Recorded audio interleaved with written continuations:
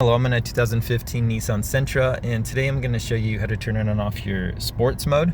So first, to make sure your vehicle's turned on, which this is, and then off to the side here we'll see the sport button, which to turn it on, push once, and then turn it off again, push it again. And then you'll know sports mode's on if sport is lit up right here.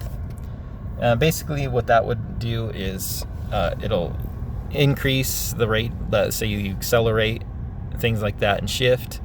So it basically is an indication to the motor to make it so you want higher performance out of the vehicle. The drawback is typically it would have worse gas consumption, things like that.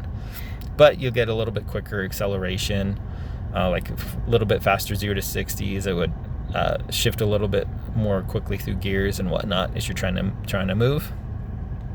And then you aren't able to use sports mode and eco at the same time. As you can see, it's just one or the other. But I hope this is helpful. Hope you have a wonderful day.